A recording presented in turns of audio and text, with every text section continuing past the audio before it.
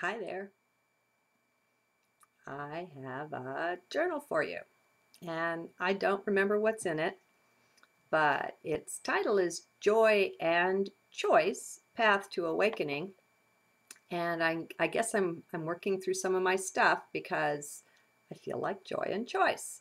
This is from 10/1 of 2010, the first of that day, and it was an 11 day, 11 rabbit or star.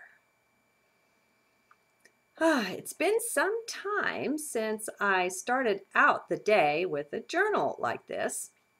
They have either been absent lately or live. Interesting, isn't it? How something can be one way for so long, then suddenly just not. Hmm, I don't even really feel like journaling now. Perhaps I do it more from habit. I don't know. A little exploring, I guess. I just know my mornings have been sacred to me for the longest time. Yet lately, I've been turning the internet on, getting right into uploading or recording and such. Very strange. What of my determination to leave it off until closer to noon?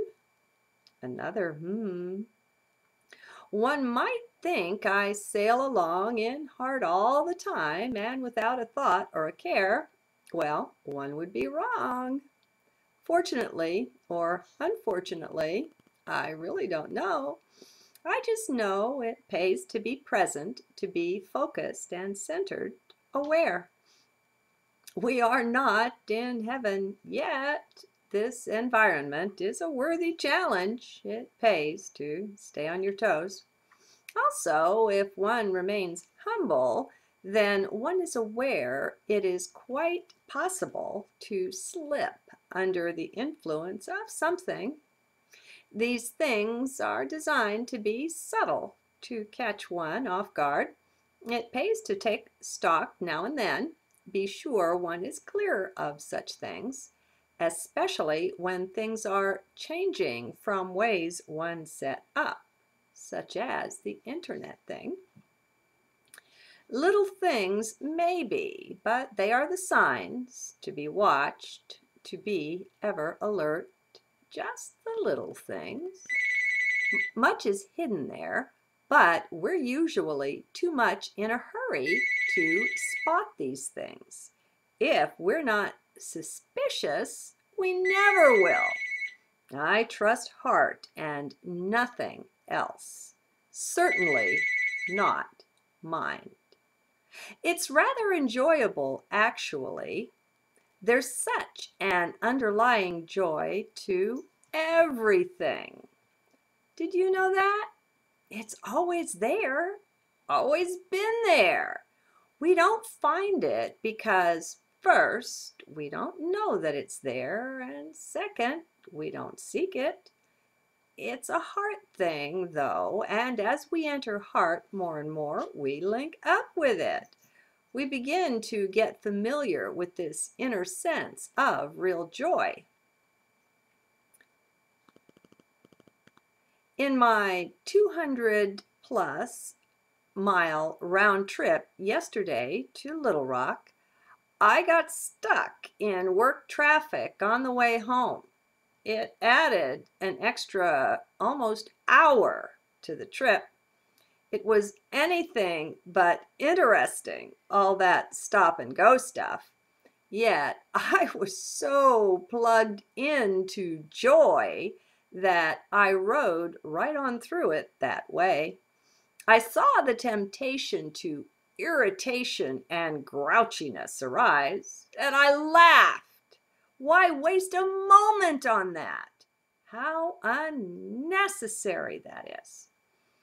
I realized when the temptation was strongest, it was because I was identifying with the body in the car. So I spread out again.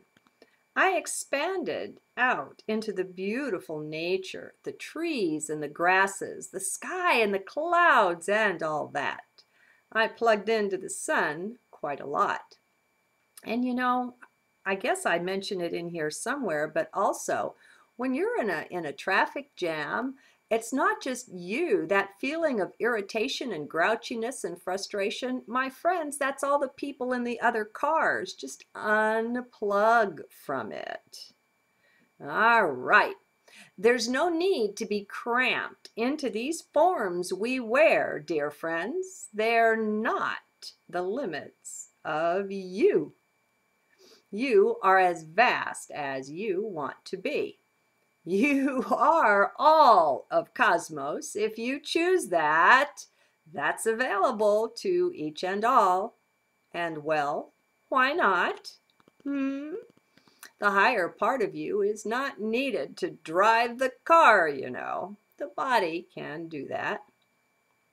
I flew on joy the whole way, and that's a 2-hour trip each way, plus traffic.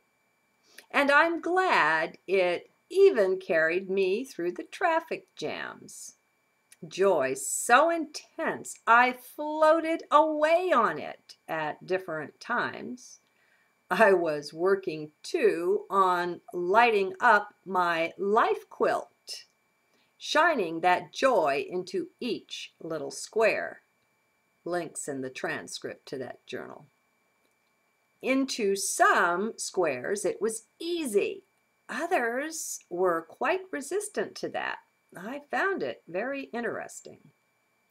I was aware at times, too, how being joy so intensely was a blessing to those in the cars around me, though the people had no idea what was what, consciously, of course. Well, unless there were some that were more aware.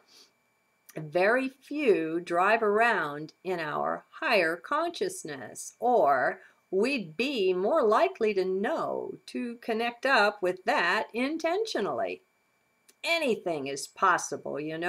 Don't forget, we're all telepathic. You're kidding yourself if you think otherwise. You're just wearing blinders of beliefs. Just stay in heart with this as much as you can. Going into head to try to examine or prove something, well, good luck with that. This is a different sort of thing, a different way entirely. I keep saying how different is the inner kingdom, the kingdom of heart, but I wonder how many really hear me, take me seriously. Oh well, we take in what we can at any one point, and that's surely enough. If we want it to be more, we can make it so over time. Intention is quite powerful, but things have to be given up. This is where people fail. They step off the path. They want to keep all of their things and their thing consciousness and have this besides. That doesn't work. How could it? How ridiculous. Oh well, I guess one doesn't get to see how ridiculous it is until one is on the other side of the equation, though. God's sense of humor again. Life really is quite funny, yet in a most marvelous and gentle way. Truly. Where we put dark intentions, dark actions upon God, project them, well, two possibilities there. The first is that we're projecting our own stuff on Source. The other is that we're mistaking one of the alien gods for the real thing. Those fancy ETs have played at being God often enough down through the eons. Much of mankind has fallen for that at one time, one century or another. Well, to hell with that. I'm fed up with it. In heart, you know God from God, big G from little g. You can sniff it out somehow. You're so much more difficult to deceive when you take up your station in the heart. It changes you, though. Be ready for that. You won't remain the same. And I'm going to step out here and say, I don't mean to be so arrogant because, you know, no matter what you conquer, there's always something up ahead that's so much more subtle, or, you know, we're going up the spiral, and the challenges, the joys, the delights are never ending. So it never pays to think you've got something totally mastered. Don't set yourself up that way. I try not to. This is a living path, I guess you could say. The changes are generally tremendously radical, but sometimes they aren't. Mostly, though, all right, I've made a mistake in my writing here. The changes are not generally tremendously radical, but sometimes they really are. Mostly, though, they are more subtle, but you are quite constantly changing. Are you noticing it? You can't be attached to anything, nothing at all. Emptiness rocks. It's an interesting trek. I highly recommend it. Are you so happy with the way your life has gone thus far? What's to lose, really, right? What are your options there? Would you like to have wider, broader ones? You do, you know. The path of heart is open to one and all. It's got some initial hurdles that are very strange, very trying, in fact, to the outer mind. You think you can't do it. The odd thing is, though, that once you get over those, you realize that you left all the difficulty behind somehow. It just vanished. You don't know where it went or how or anything else. It's just gone. You can look back, though, and see how it was all mind created. Every bit of it. It was just you refusing to let go of the death grip on mind, or rather, the death grip that mind has on you. That was all.